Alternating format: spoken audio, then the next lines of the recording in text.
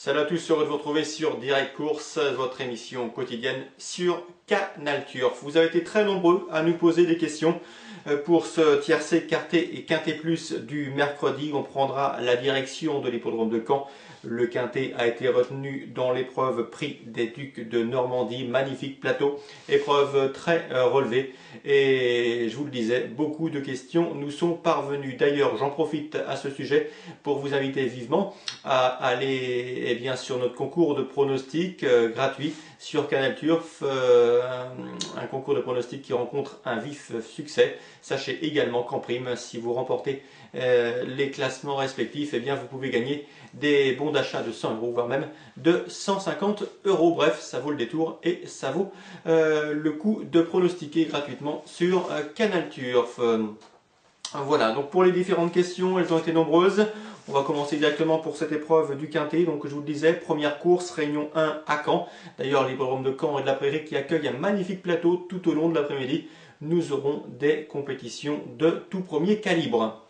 Première question, elle nous vient de Bruno du 59. Bruno du 59 demande qu'on lui propose 3 chevaux pour un quinté en champ réduit. Eh bien Bruno, les 3 chevaux en base pour un champ réduit pourraient bien évidemment être le numéro 15, Nouma du Saptel. Elle a vraiment enthousiasmé dans le Prix de l'Atlantique. C'est une jument de grande qualité et sauf incident, elle devrait pouvoir répéter, d'autant qu'elle sera déférée des 4 pieds. C'est la jument de classe du lot. Force est de lui accorder un très large crédit.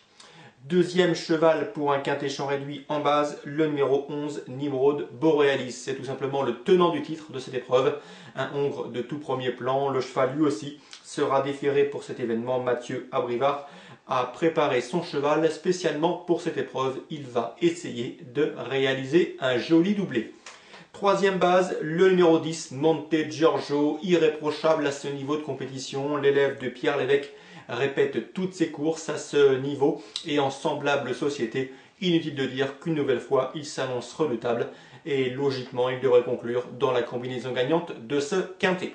Donc pour répondre à Bruno du 59, nos 3 bases pour ce quinté seront le 15, le 11 et le 10. Sachez toutefois qu'il s'agira des favoris de cette épreuve, mais l'épreuve est relevée et les valeurs sont bien établies. Donc 15, 11 et 10 pour 3 bases pour un champ réduit.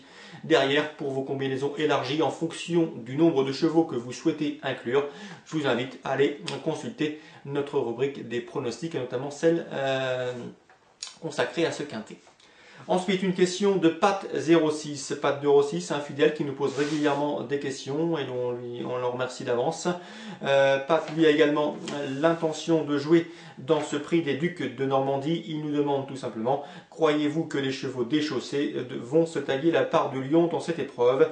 Merci et bon début de semaine à toute l'équipe. Pat06. Donc merci Pat, bon début de semaine également à vous aussi. Sachez dans cette épreuve qu'ils seront nombreux à être déférés. Les 4 pieds, 9 sur les 15 déclarés partants seront pieds nus. Bref, il faudra donc faire des choix, mais en effet, les chevaux déférés devraient figurer aux toutes premières places de cette épreuve. En tout cas, c'est ce que l'on peut penser eu égard des forces en présence.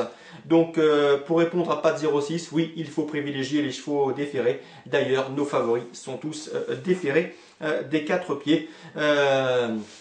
C'est un paramètre important et c'est souvent un gage de course préparée. Donc oui, Pat, les chevaux pieds nus et déchaussés, comme vous l'indiquez, sont des priorités. Mais ils sont, je vous le répète, 9 au départ, donc il faut choisir. Ensuite, question de Guillaume du 14. Guillaume qui nous dit tout simplement, les juments ne sont pas à la fête dans cette course. Croyez-vous que Nouba du Saptel peut rompre le signe indien? C'est vrai, Guillaume du 14, que les juments ne gagnent pas souvent cette épreuve. Si l'on regarde l'historique, eh bien, elles n'ont pas épinglé cette épreuve à la palmarès depuis 1994, date de la victoire et année de la victoire de Bahama. Donc ça fait déjà pas mal d'années, 15 ans au total. Mais en la présence de Nouba du Saptel, on peut logiquement penser que cette série peut changer de cap et en tout cas que Nouba du Saptel peut redonner la victoire aux juments dans cette compétition. Donc pour Guillaume du 14, oui, nous pensons que les juments peuvent rattraper en tout cas et rompre le signe indien avec la présence notamment de Nouba du Saptel qui possède une première chance. Ensuite, question de Castor. Castor qui nous demande quel est le record de cette épreuve. Eh bien, si l'an dernier, Nibo Wallis réalisait un chrono de tout premier plan dans cette épreuve, il n'est pas détenteur du chrono sur ce parcours, puisque celui-ci revient à Love You. Nous avons été voir notre base de données, et sachez qu'en 2005, Love You avait trotté 1:11 sur, et c'est d'ailleurs le record sur cette distance. Donc voilà pour le record de l'épreuve, il est détenu par Love You en 2005. Ça c'était pour répondre à Castor. Ensuite, plusieurs questions notamment de Jean, de Lyon, de Daniel, de Jean-Luc qui nous demandent est-ce que Nibro Borealis va faire le doublé. Ils sont peu nombreux à avoir réalisé le doublé dans ce prix des Ducs de Normandie. Au cours des dernières années, on note les noms de Giesolo de Loup, Abovolo ou encore Rêve du Don. Nibro Borealis a été préparé en conséquence pour essayer de faire le doublé dans cette épreuve. Vous le connaissez, c'est un hongre de tout premier plan, peut-être l'un des meilleurs hongres sur la scène européenne. Oui, il peut faire le doublé. Sachez qu'en dernier lieu, il a quelque peu déçu Mathieu Abrivard, mais le cheval n'était pas vraiment encore à 100%. Il progresse constamment, il est désormais proche de son top. C'est un cheval qui est redoutable lorsqu'il peut évoluer pieds nus et qui possède une pointe de vitesse finale très acérée. Donc oui, Nibro Borealis peut réaliser le doublé. Il lui faudra pour cela dominer notamment Nouba du Saptel qui s'annonce comme une sérieuse rivale dans cette épreuve de tout premier plan. C'est un groupe 2, je vous le rappelle. Donc pour Jean, Daniel et Jean-Luc, oui, Nibro Borealis a les moyens de réaliser le doublé. Mais il faudra batailler ferme avec notamment Nouba du Saptel. C'est notre avis au sein de la rédaction. Ensuite, Sophie de Kivili, ainsi que Frédéric de Nuto et de Zig, nous demandent tous nos outsiders pour cette épreuve. Donc les outsiders, combien vous en citez? Nous avons, nous, parmi les chevaux qui partiront à des cotes spéculatives, ou en tout cas avec des cotes d'outsiders, le numéro 13, One du Rib, il a été vraiment enthousiasmant l'an dernier lieu, preuve qu'il avait retrouvé toutes ses bonnes sensations. Donc attention à ce numéro 13, One du Rib, qui a remporté le prix Kerjak devant plusieurs de ses adversaires du jour.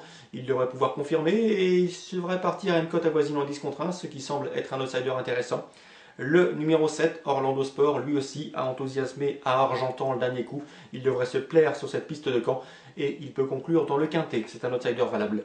Le numéro 5, Paradis Cordière, ce ne sera pas le cheval de tout le monde et pourtant ce 6 ans a suffisamment de moyens et est suffisamment aguerri pour regarder ses adversaires et ses aînés droit dans les yeux sans en faire une toute première chance et un gagnant en puissance. Ce Paradis Cordière qui aime courir caché et finir et tracer de belles fins de course a les moyens également de s'immiscer dans la combinaison gagnante du quintet et ce à une cote spéculative.